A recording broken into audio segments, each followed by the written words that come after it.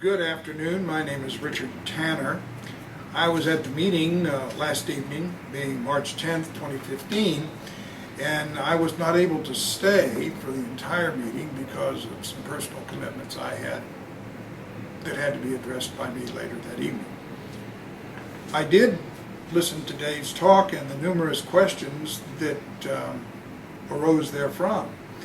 And the Richardson citizens will need to follow up even with their elected officials or with city staff to get some answers to various and serious questions proposed at that meeting and by Dave on the water issues. If the fees and other charges are not reasonable or proper, then there are some real serious problems with the water fund situation and they need to be addressed.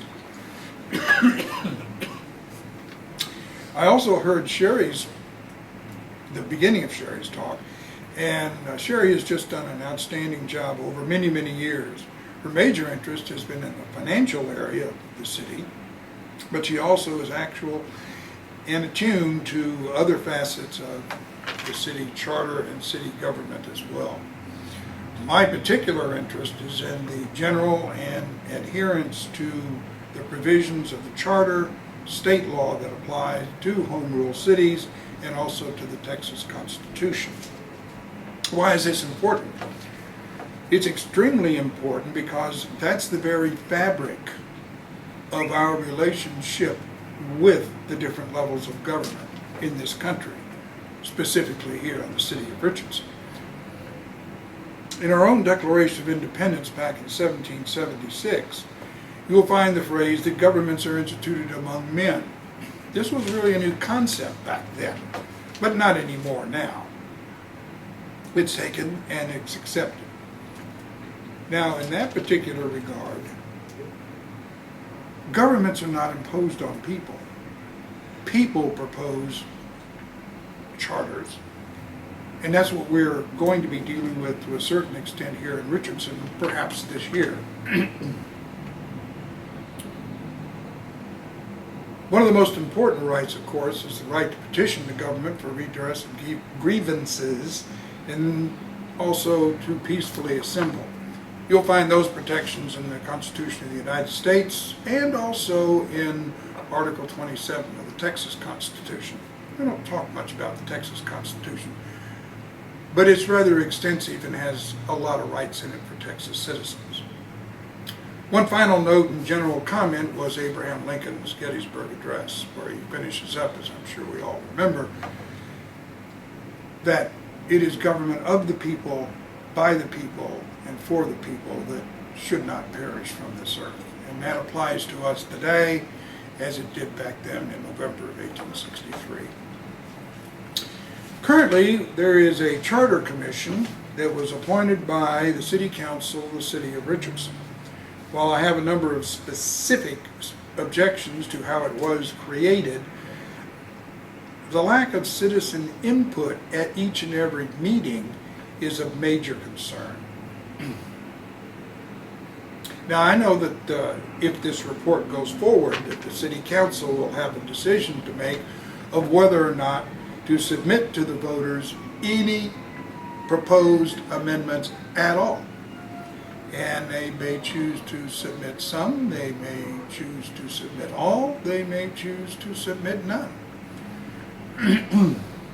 A majority of the voters, once any issues have been presented up for election, make the decision. They're the ones that decide which amendments, if any, are approved. Not the city attorney, not any special group of citizens in Richardson, not the city council itself, but the qualified voters select the amendments, adopt the amendments, or not adopt, as it may be true, as they decide at an election called for that purpose. So it's not a matter of approving what the city council did or ratifying it. Qualified voting members, and a majority thereof, make any changes.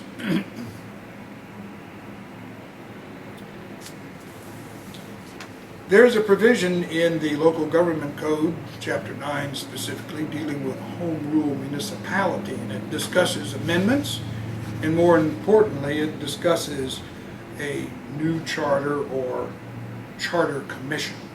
Again, that's not appointed by City Council. Under that statute, the voters decide whether or not we even have one.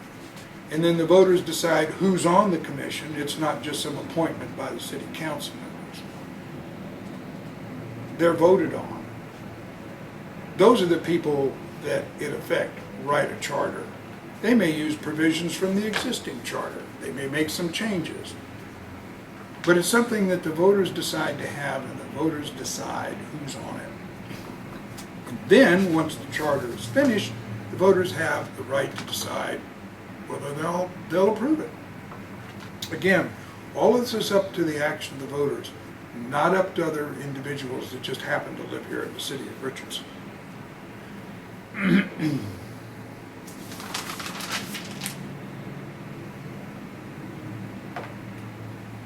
Even if there are changes made, whether by a new charter or by charter amendment, citizens must question government officials as to whether or not those are being properly followed.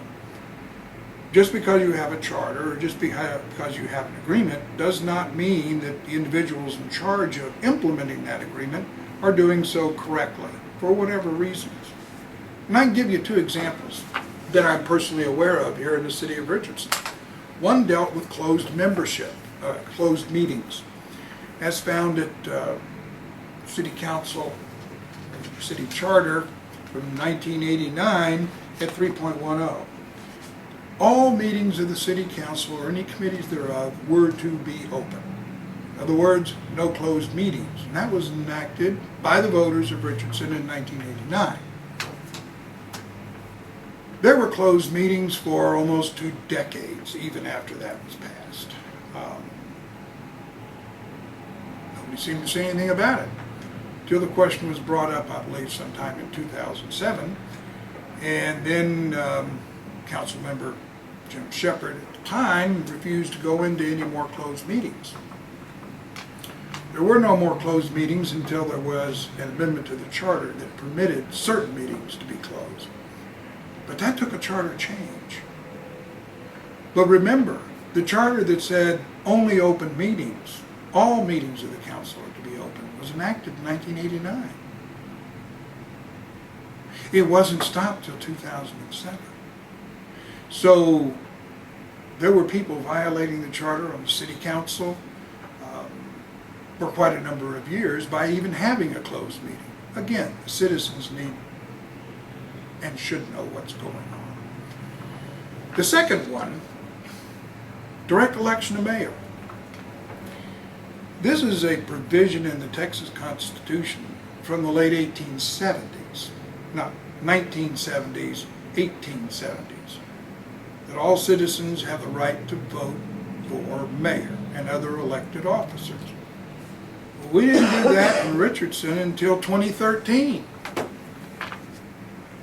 That's, what, approximately 140 years? So this shouldn't have come as a surprise to anybody who suggested change to the charter in 1989 that permitted something different, that denied to the citizens the right to vote for the very mayor.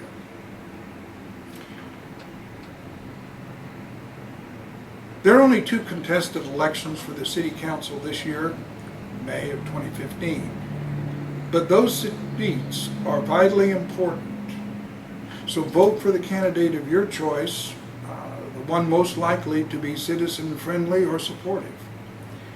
And I'm sure there will be more discussions about not only the election in the near future, but also whether or not we have a real charter commission as outlined in 9.002 of the Home Rule Statute, or any amendments to our Home Rule Charter as provided in 9.004. Thank you for listening.